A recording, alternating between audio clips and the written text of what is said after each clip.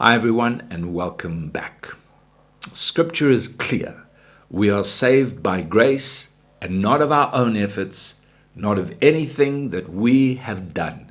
It's of God. We have been justified by faith and we have entered this grace in which we now stand. Isn't it amazing? Justified, it means just as if I had never sinned. That's the power of God's grace, to bring His forgiveness on my life for all of my past doings. But now He calls me to live by grace. He calls us to walk by grace. In fact, Romans 5:21 instructs us that we need to rule, to reign in righteousness through the grace of God. You see, the grace of God is opposite to the law of God.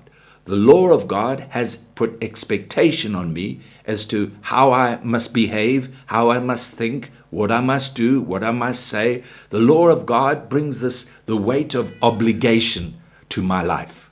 But the grace of God sets me free from all of that. That means I don't have to walk according to the principles and the teachings of the doctrine of the law. No.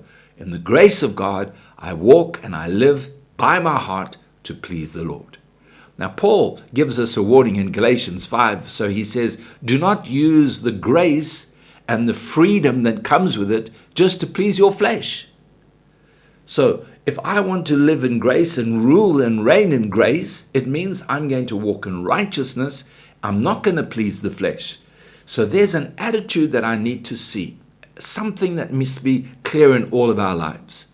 That in order to walk in the power of God's grace, I need to learn to identify myself with Christ.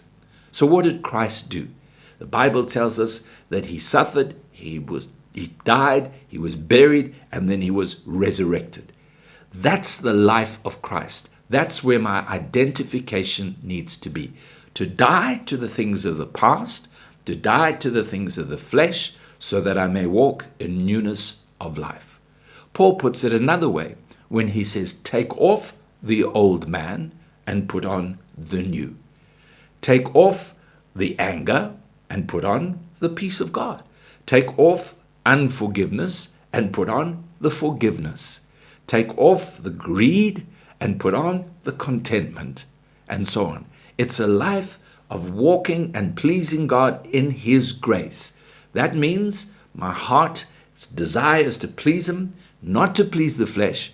And it means that every day I'm putting off something of the flesh and I'm taking on something of the Spirit of God. That's our desire, and that's how we walk, we rule, we reign in the grace of God to walk in righteousness. So may the Lord help us.